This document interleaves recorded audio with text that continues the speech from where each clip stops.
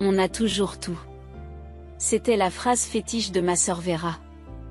Mes jouets préférés, mes précieuses poupées, tout m'a été enlevé ou détruit après qu'elle ait prononcé ces mots. Elle mentait pour couper mes relations avec mes amis proches, manipulait les situations en pleurant pour me faire passer pour la méchante et provoquait des scènes qui gênaient les autres. Ces méfaits étaient innombrables.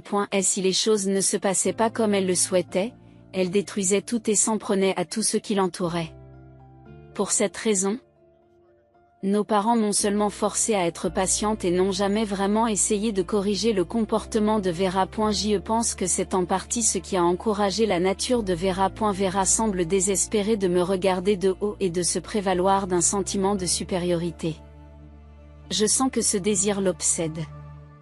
Elle est même allée jusqu'à rapprocher sa situation de vie de la mienne dans ce seul but. Ce n'est pas juste que tu puisses épouser un homme aussi merveilleux, a déclaré Vera à mon mari, qui était médecin. Pendant mon absence, elle a eu une liaison avec mon mari, a menti pour me faire passer pour la méchante, et a trouvé de la satisfaction à me l'enlever. C'était le même schéma qu'elle avait toujours utilisé, mais ce qui m'a fait le plus mal, c'est que mon mari m'a trahi en croyant Vera plus tôt que moi.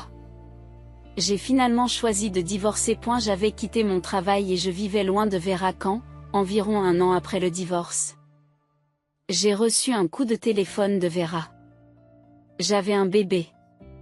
Alors viens avec un cadeau pour fêter ça. Bien sûr, je viendrai avec mon mari avocat. Qu'est-ce qu'il y a? Un avocat? Vera n'a pas changé du tout. Elle essaie toujours de me regarder de haut et de se sentir supérieure. Elle n'hésiterait probablement pas à blesser quelqu'un pour y parvenir. Je ne peux absolument pas lui pardonner cela. C'est pourquoi je dois m'assurer que cela ne se reproduira plus jamais en lui donnant une leçon. Demander des dommages et intérêts est mon droit. Je m'appelle Nicole, j'ai 32 ans et je travaille comme infirmière dans le service de médecine interne d'un hôpital général. Je travaille ici depuis une dizaine d'années après avoir fréquenté l'université affiliée à cet hôpital, à l'origine pour bénéficier d'une remise de mes prêts d'études. La période de remise des prêts étant terminée, je ne suis plus absolument obligée de travailler dans cet hôpital et je commence à envisager de changer d'emploi. En effet, ma sœur Vera a commencé à travailler dans le même hôpital en tant qu'assistante médicale. Vera a 28 ans, soit 4 ans de moins que moi. Elle a toujours eu cette personnalité où elle ferait n'importe quoi pour se sentir supérieure à moi, et elle a été inébranlable sur ce point depuis qu'elle est toute petite. On a toujours tout, c'était la signature de Vera. Toutes mes poupées et tous mes jouets ont été soit emportés, soit détruits par Vera. Lorsqu'elle a compris qu'elle pouvait convaincre les adultes en pleurant, elle pleurait immédiatement pour me faire passer pour la mauvaise personne. Vera a une apparence adorable, elle peut donc parfois paraître plus faible que moi, ce qui joue en sa faveur. Elle mentait tous les jours. Et les situations où les autres croyaient à ces mensonges et me faisaient passer pour la méchante semblent être ses scénarios préférés. Ce n'est pas seulement une ou deux fois que des personnes proches de moi ont cru aux mensonges de Vera et se sont éloignées de moi. Ces mensonges semblent très habiles, car beaucoup de gens tombent dans le panneau. De mon point de vue, connaissant la vérité, même les choses qui sont clairement des mensonges semblent être crues par les gens qui entendent les paroles de Vera.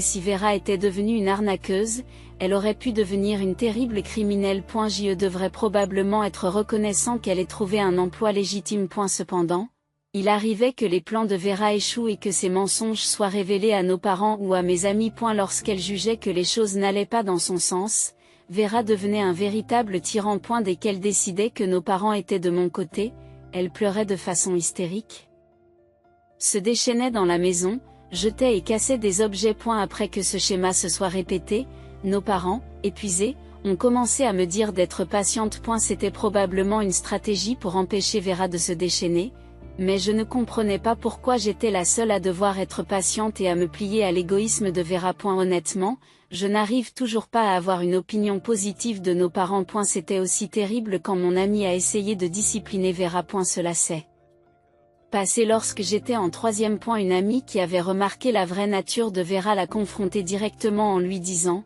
« Tu es assez grande pour mieux savoir maintenant, n'est-ce pas ? Arrête de mentir et de pleurer pour arriver à tes fins. Mon ami n'a dit que ce qui était absolument raisonnable et ne l'a même pas grondé sévèrement. Mais cela a dû être extrêmement désagréable pour Vera, car plus tard, elle s'est soudainement rendue chez mon ami et a fait une scène en pleurant bruyamment et en s'asseyant à l'entrée, en disant « J'ai eu tort, alors s'il vous plaît, arrêtez. Je ne parlerai plus jamais à ma sœur ni à vous, s'il vous plaît. » Bien sûr, les voisins pouvaient entendre, et si mon ami essayait d'encourager Vera à se lever en lui touchant le bras, elle s'écriait « Ouch! Arrêtez, vous faites tellement de bruit qu'il faut appeler la police. » Lorsque la police est intervenue, Vera a dû se rendre compte que les choses étaient allées trop loin, car elle a semblé se calmer sur place, mais comme Vera était en 6e année à l'époque, nos parents ont reçu un sévère avertissement de la part de la police. Lorsque les choses ne se sont pas passées comme elle le souhaitait, Vera a continué à se déchaîner sans écouter nos parents, d'une manière ou d'une autre. J'ai fini par me faire gronder par eux en leur demandant de ne pas provoquer Vera. Je me sentais terriblement désolée d'avoir causé des ennuis à mon ami. J'avais plusieurs amis qui connaissaient la vraie nature de Vera, et ils m'ont toujours encouragée. Je pense que c'est grâce à eux que j'ai pu survivre dans cette maison. Quoi qu'il en soit, j'ai décidé de prendre mes distances avec Vera. La priorité absolue pour maintenir cette distance était de quitter la maison. J'ai choisi l'université affiliée à cet hôpital, qui était loin de chez moi. J'ai convaincu mes parents en leur disant que je bénéficierais d'une bourse qui n'aurait pas besoin d'être remboursée, et j'ai réussi à déménager loin de la maison dans un dortoir en disant que je serais occupée par la formation pratique et les études. Depuis lors, je ne suis pratiquement jamais retournée chez moi. Alors que je menais une vie bien remplie. Vera s'est retrouvée à travailler dans cet hôpital. Elle est venue jusqu'au poste des infirmières en disant « Je suis si heureuse de pouvoir travailler avec vous », mais les infirmières, qui connaissent bien le fonctionnement de la société des femmes, n'ont pas été dupes de ce genre de choses. Comme elles trouvaient cela suspect, j'ai eu l'occasion d'expliquer ma relation avec Vera, et tout a été organisé pour que je n'ai pas beaucoup de contact avec le service administratif. Je leur en suis reconnaissante. Quoi qu'il en soit, je ne veux plus rien avoir à faire avec Vera. Je ne sais pas ce qui pourrait se passer si j'interagissais avec elle, et je ne veux pas qu'elle soit au courant de mon travail ou de ma vie privée. C'est pourquoi je commence sérieusement à envisager de changer de travail. Nicole, es-tu sûre de ne pas vouloir une cérémonie de mariage? Alors que nous prenions un repas décontracté à la maison, mon mari Kelvin m'a demandé de l'autre côté de la table. Oui. Cela ne m'intéresse pas vraiment. Tu as une si jolie silhouette, tu serais bien dans une robe. Je ne veux pas me faire remarquer. J'ai épousé Kelvin le mois dernier. Après être sortie avec lui pendant environ 6 mois, j'ai accepté sa demande en mariage et nous avons immédiatement enregistré notre mariage. Kelvin était médecin dans le même service de médecine interne, et avec son sourire rafraîchissant et ses manières douces, il était populaire auprès des patients et avait une bonne réputation parmi les infirmières pour son comportement doux. Bien sûr, je l'aimais bien depuis un certain temps. Alors quand il m'a demandé de sortir avec lui, je me suis un peu emballée. Le fait que tu ne veuilles pas te faire remarquer est-il lié à ta sœur? J'avais tout dit à Kelvin sur mon histoire avec Vera lorsque nous nous sommes mariés. Je voulais éviter autant que possible tout contact avec elle. Je ne voulais pas qu'elle soit au courant de notre mariage. Je ne voulais pas que Kelvin soit en contact avec Vera. Parce qu'on ne sait jamais ce qui peut arriver. Bien que Kelvin ait écouté mon histoire, il n'a pas semblé comprendre. Il a lui-même une sœur et un frère plus âgés et s'entend très bien avec eux, alors il ne peut probablement pas comprendre une relation comme la mienne avec Vera. Mais comme nous travaillons au même endroit, tu ne penses pas que nous devrions le dire à ta sœur? Nous n'avons pas besoin de lui dire, vraiment. C'est ta sœur, je pense qu'elle serait heureuse pour nous. J'ai seulement pensé au fond de moi que si Vera apprenait mon mariage, elle commencerait joyeusement à comploter quelque chose. C'est pourquoi j'ai décidé de ne pas organiser de cérémonie de mariage. Pour ce qui est de l'annonce du mariage, j'ai seulement rencontré mes parents à l'extérieur et je leur ai dit, en leur demandant de ne pas le dire à Vera. Comme mes parents comprennent la personnalité de Vera, ils ne diront probablement rien. Quand je les ai rencontrés, ils m'ont dit que Vera avait essayé d'entrer dans la même université que moi, Mais qu'elle n'avait pas pu parce que ses notes n'étaient pas assez bonnes, et maintenant qu'elle a réussi à entrer dans le même hôpital, mes parents étaient quelque peu inquiets, bien que leur vrai sentiment de ne plus vouloir être impliqué avec Vera était également apparent. Mes parents doivent être soulagés que Vera ait commencé à vivre seule et qu'elle ait quitté la maison pour travailler dans cet hôpital. A eu travail, nous utilisons des noms de famille différents et ne portons pas de bague, et nous n'avons pas particulièrement annoncé notre mariage. De sorte que beaucoup de gens ne le savent probablement pas, comme il s'agit d'un hôpital assez grand et que les gens ne reconnaissent souvent pas le personnel avec lequel ils n'ont pas de contact, cela ne fera probablement pas l'objet de commérages. Je préférerais donc que Vera ne soit pas au courant de mon mariage. C'est aussi pour protéger Kelvin. C'est ce que je pensais, mais j'ai vu Kelvin et Vera discuter seuls devant le bureau médical de l'unité. Pourquoi ces deux-là étaient-ils ensemble ? Kelvin est venu spécialement pour me dire que vous vous étiez mariés. Même si j'avais dit qu'il n'était pas nécessaire de le dire à Vera, même si j'avais expliqué le genre de relation que nous avions, même si Kelvin savait quel genre de traitement j'avais reçu de la part de ma sœur. Elle est tellement mignonne, cette sœur. Qu'elle en est si heureuse. Je suis si heureuse d'avoir un grand frère. J'ai eu un mauvais pressentiment en voyant Vera regarder Kelvin. A eu cours de mes conversations avec Kelvin, j'avais remarqué qu'il semblait croire fondamentalement qu'étant donné qu'elle était une sœur liée par le sang, nous pourrions bien nous entendre malgré quelques malentendus, mais je n'aurais jamais pensé qu'il ferait quelque chose d'aussi inutile. Félicitations, vraiment. Allons manger dehors un de ces jours. Je te ferai plaisir pour fêter ça. Le sourire de Vera en disant cela ne ressemblait qu'à celui d'une sœur félicitant joyeusement sa sœur. Mais je ne suis jamais allée manger avec Vera, et Vera ne m'a jamais vraiment félicité. Même maintenant, elle doit être secrètement en colère derrière ce sourire. Pourtant, je ne veux pas provoquer une scène au travail, et si j'impliquais d'autres personnes, elles pourraient aussi devenir les victimes de Vera. J'ai du travail à faire. Alors j'y vais. J'ai décidé de quitter cet endroit. De toute façon, je ne veux pas être dans le même espace que Vera. S'il vous plaît, faites qu'il ne se passe rien.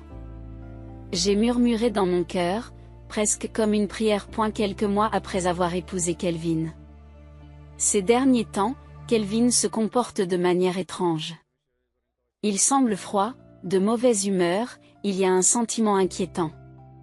Soudain, après mon service de nuit, j'ai reçu un message de Kelvin sur mon smartphone. Pas de texte, juste une photo. La photo montrait Kelvin dormant torse nu dans notre chambre, avec Vera souriant dans ses bras. Je me suis fait avoir. C'est ce que j'ai pensé en premier. Ce doit être le défi de Vera. Elle me fait savoir que cela se passe en ce moment même dans notre maison. Elle l'a probablement envoyé en sachant que mon service était sur le point de se terminer. Je me suis rapidement changé et je me suis dépêché de rentrer à la maison. Elle doit encore être là. Lorsque je suis arrivé à la maison et que j'ai déverrouillé la porte pour entrer, Kelvin et Vera étaient dans le salon. Bien qu'ils soient tous les deux habillés, Kelvin était pitoyablement agité. Qu'est-ce que tu essaies de faire, Vera? Si je peux prédire les actions de Vera, je ne peux jamais comprendre ce qu'elle pense. Je suis à moitié résignée à ne pas comprendre cette fois-ci non plus, mais je veux une explication. Ce n'est pas juste que tu sois la seule à pouvoir épouser un homme aussi merveilleux. Vera dit cela d'une voix douce tout en pressant son corps contre le bras de Kelvin. Et puis, s'il a été trompé? J'ai pensé que Kelvin méritait de le savoir, alors je le lui ai dit. Lorsque j'ai entendu le mot trompé, j'ai tout de suite compris que mon mauvais pressentiment était justifié. Parce que cela s'était déjà produit un nombre incalculable de fois. Tu as menti comme d'habitude, en disant que je t'avais malmené, n'est-ce pas? Je n'arrête pas de te dire d'arrêter de te faire passer pour une faible comme ça. Vera ment comme si c'était la vérité. Sa rapidité d'esprit est terrifiante et elle fait preuve d'un talent d'actrice digne d'un Oscar. Je n'ai jamais pensé que tu étais ce genre de personne. Je me sens trahi, dit Kelvin. Pas encore. En fin de compte, il est comme tous les autres hommes. C'est ma réplique, murmurai-je doucement, mais Kelvin n'avait apparemment pas entendu. Je me demande lequel d'entre nous, selon lui, a vraiment été trahi.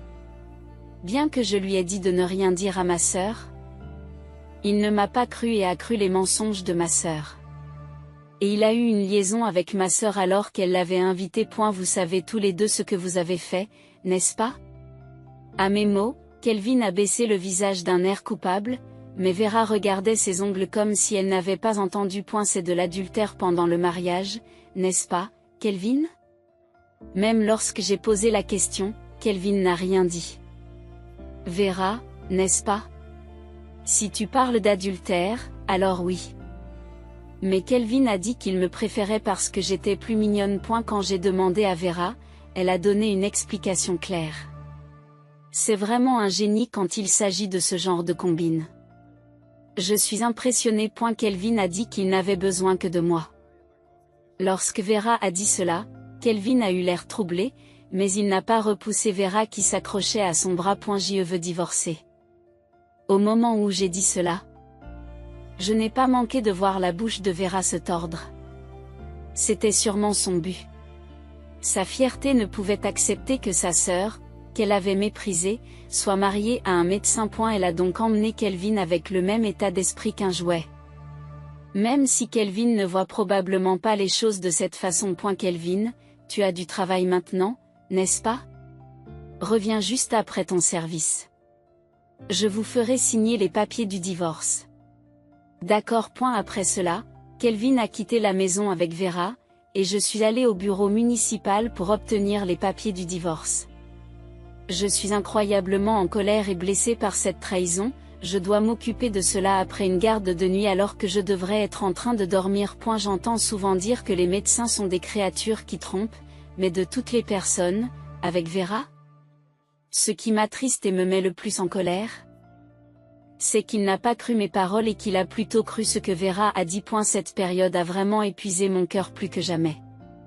Alors que j'avais l'impression que j'allais me flétrir et m'effondrer, j'ai réussi à me ressaisir pour faire ce qui devait être fait. Lorsque Kelvin est rentré à la maison ce soir-là, je lui ai fait signer les papiers du divorce immédiatement. J'avais déjà rempli toutes mes sections. Il a essayé de dire quelque chose comme désolé avant d'écrire, mais je l'ai complètement ignoré. Cela ne valait pas la peine de l'écouter. J'ai vérifié qu'il ne manquait aucune entrée sur les documents et j'ai emporté les papiers du divorce. Je les soumets demain à la première heure. Je finirai de déménager dans 2 semaines, alors pendant ce temps, tu pourras rester chez Vera ou ailleurs. Je ne veux pas voir ta tête, et comme c'est ta liaison qui a causé ça, c'est normal. En fait, tu devrais être reconnaissant que je ne prenne que 2 semaines. En disant cela, Kelvin n'insisterait pas trop et je pourrais rester seule dans cette maison tout en préparant mon nouvel environnement. Maintenant, sortez. Tout de suite. Bien sûr. Reviens dans 2 semaines. Avec Vera si tu veux. Après avoir mis Kelvin à la porte, j'ai immédiatement bloqué tout contact avec Kelvin et Vera. Ensuite, j'ai décidé de prendre une douche et d'aller me coucher. Je suis épuisée. Je devrais reposer mon corps correctement parce que les choses vont être chargées à partir de demain. Le lendemain matin, j'ai déposé les papiers du divorce au bureau municipal.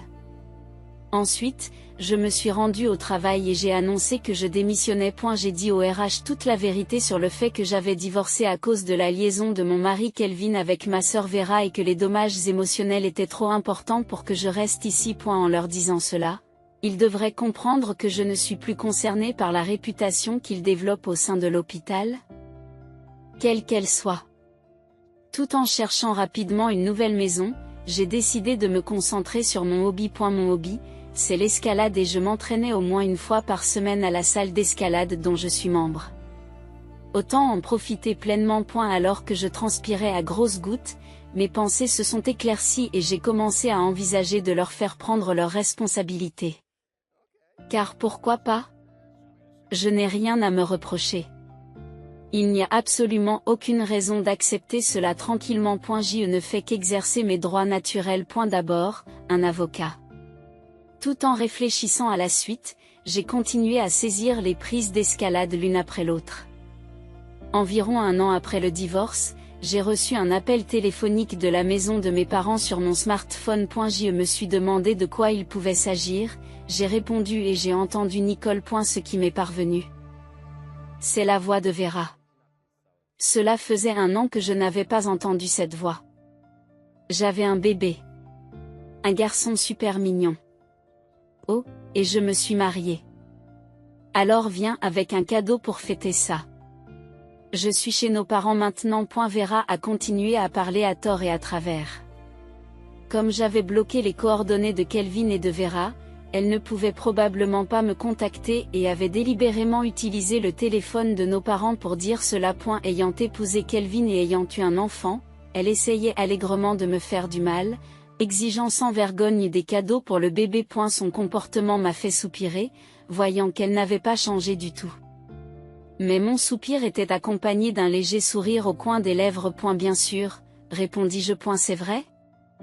Dans ce cas, Kelvin viendra aussi. Oui, j'amènerai mon mari avocat. Qu'est-ce qu'il y a? Un avocat? La voix de Vera s'est immédiatement éteinte. Vera ne savait pas que je m'étais remariée, ni que mon nouveau mari était l'avocat. Pourquoi pas dans 2 semaines? Tu es chez nos parents, n'est-ce pas? Oui. Maman et papa sont tellement attachés au bébé qu'ils ne veulent pas que nous partions tout de suite.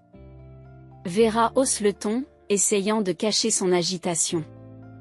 Elle doit être incroyablement frustrée d'apprendre que j'ai épousé un avocat. Parce que Vera pensait que je vivais seule. J'attends avec impatience le cadeau de célébration, dit Vera avant de raccrocher.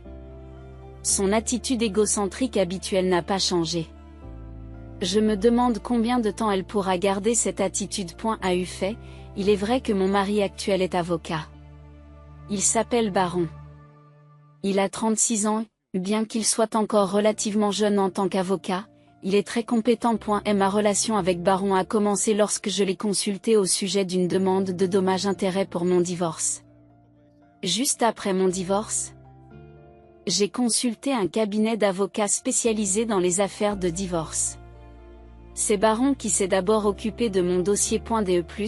Il s'est avéré que Baron et moi avions fréquenté la même salle d'escalade et, bien que je ne l'ai pas remarqué, Baron m'y avait déjà vu. J'ai été complètement surpris de découvrir que l'avocat qui s'occupait de mon affaire partageait le même hobby et utilisait la même salle d'escalade. Ayant cela en commun et voyant son attitude sincère et le fait qu'il s'occupait de ma consultation en tant qu'avocat, ma confiance et mon sentiment de sécurité à son égard se sont accrus. Baron m'a dit que cela faisait un moment que je m'intéressais à toi, en voyant ton expression sérieuse et ton comportement lorsque tu faisais de l'escalade, ce qui nous a amenés à sortir ensemble et finalement à nous marier après une relation sans heurts. Comme il était au courant dès le départ de choses qui auraient normalement été plus sensibles et problématiques, comme le fait que ce n'était pas mon premier mariage et les circonstances de mon divorce, j'ai pu me marier en me sentant très heureuse, comme si j'étais protégée par lui. Je ne peux qu'être reconnaissante à Baron de m'avoir fait ressentir un tel bonheur. 2 semaines après l'appel téléphonique de Vera,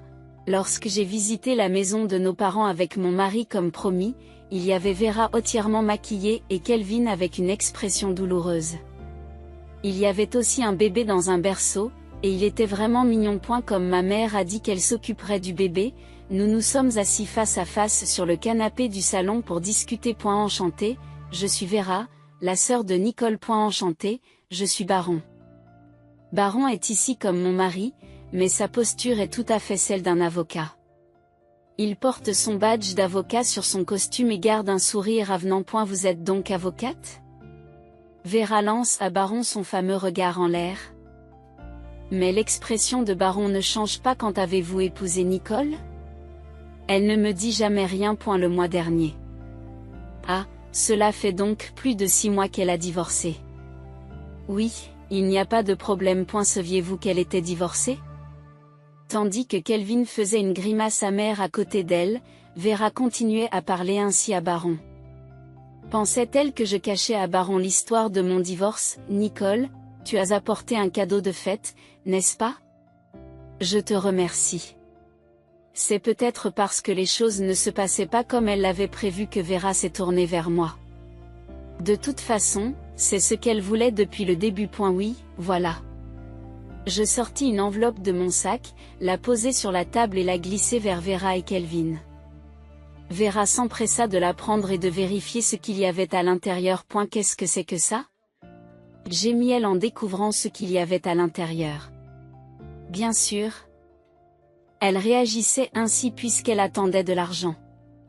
Ce qu'il y avait dans l'enveloppe, c'était de la paperasse pour des réclamations contre Vera et Kelvin. Comme c'est écrit, je vous réclame des dommages et intérêts à tous les deux. Qu'est-ce que tu dis après tout ce temps? Vera a haussé le ton à mes paroles. Le délai de prescription pour réclamer des dommages et intérêts à un partenaire est de 3 ans. C'est encore parfaitement valable. Lorsque j'ai consulté Baron pour la première fois au cabinet d'avocat, il m'a expliqué ce délai de prescription, et j'ai pensé que j'avais encore beaucoup de temps. Comme je disposais d'une fenêtre de 3 ans, j'ai décidé d'introduire la demande à un moment opportun. Si aucune bonne occasion ne se présentait, je pourrais toujours faire la demande avant l'expiration du délai de prescription. Je n'ai donc pas ressenti le besoin de me précipiter. Demander des dommages et intérêts est mon droit. J'ai demandé 10 000 $ à chacun d'entre eux. Comme Vera a apparemment quitté son emploi, Kelvin pourrait finir par payer 20 000 $, mais je ne me soucie pas des détails pour l'instant.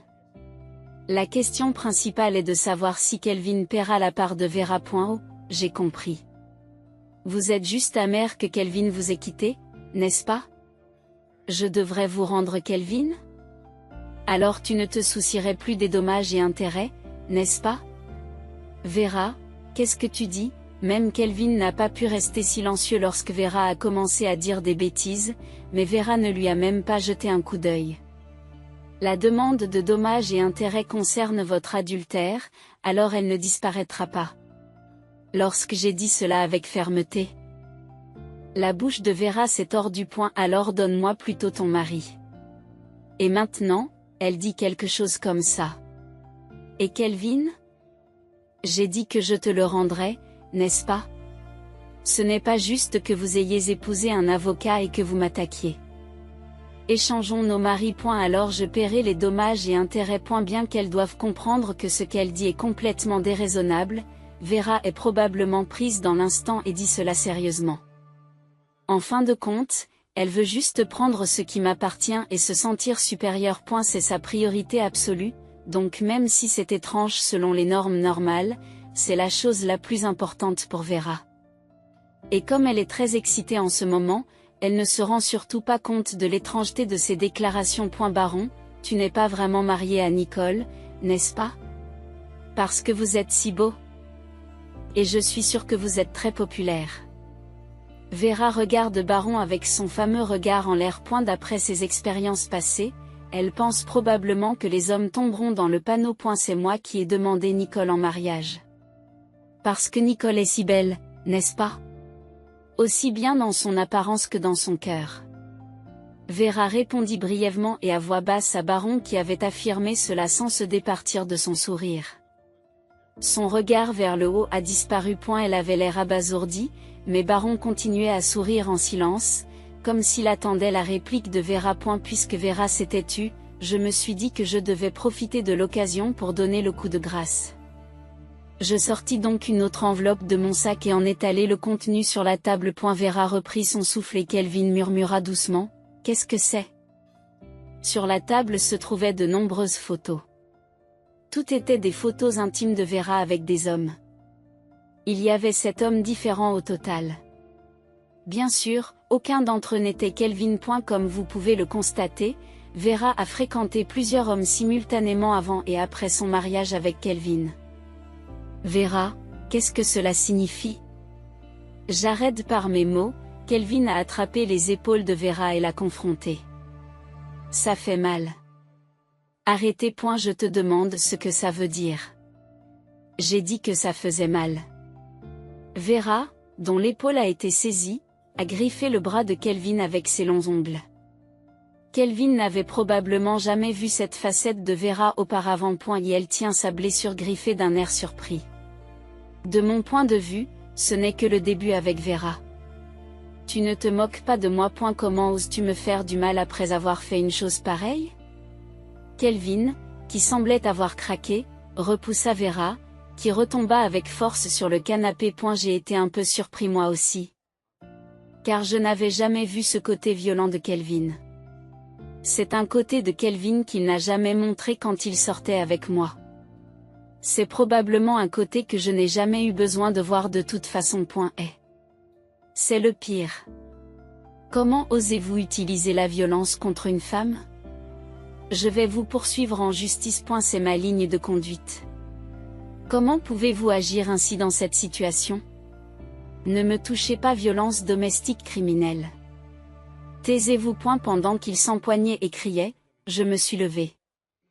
Je n'avais aucune envie de regarder leur affreuse bagarre. D'ailleurs, si ça continue à chauffer, les dégâts ne feront qu'empirer. Vera va commencer à se déchaîner à partir d'ici. Elle lancera des objets sans discernement et balancera ses bras et ses jambes sauvagement, frappant et donnant des coups de pied. Peut-être que Kelvin deviendra encore plus violent. Dans ce cas, il vaut mieux quitter cet endroit. Je ne veux pas me laisser entraîner et j'ai accompli tout ce que j'avais à faire ici aujourd'hui. Nous avons terminé. Baron se leva à son tour et nous quittâmes le salon. Vera et Kelvin continuaient à s'engueuler. Il n'y a rien d'autre à faire ici. Vous avez raison. Merci de m'avoir accompagné. Lorsque je l'ai remercié, Baron a montré ses dents dans un sourire. J'aime son sourire sincère. Rentrons à la maison. Baron me tendit la main. J'ai pris sa main et nous sommes rentrés à la maison, au même rythme. Après avoir divorcé de Kelvin, lorsque j'ai décidé de leur réclamer des dommages et intérêts, j'ai engagé un détective privé pour enquêter sur le comportement de Vera. Je leur ai demandé de retracer les relations de Vera avec les hommes avant mon divorce, bien que cela ne soit pas directement lié à mon divorce. Je leur ai également demandé d'enquêter sur ses relations actuelles avec les hommes. J'ai pensé que je devais faire tout ce qui était en mon pouvoir pour écraser Vera et faire en sorte qu'elle ne veuille plus jamais avoir de relation avec moi. Compte tenu du comportement passé de Vera, il était impossible qu'elle sorte sérieusement avec Kelvin, qu'elle voulait simplement me prendre, mais je leur ai demandé d'enquêter au cas où, et comme prévu, ou comme vous pouvez l'appeler, en seulement 3 jours d'enquête, ils ont confirmé des relations avec 3 hommes. Par la suite, j'ai parfois demandé des enquêtes similaires, qui ont toujours donné des résultats, confirmant finalement des relations avec cet homme. Certaines relations s'étaient poursuivies avant son mariage, tandis que d'autres avaient commencé après le mariage. Selon l'enquêteur, s'il s'agit d'hommes avec lesquels elle a eu des relations, il y en a probablement eu beaucoup plus.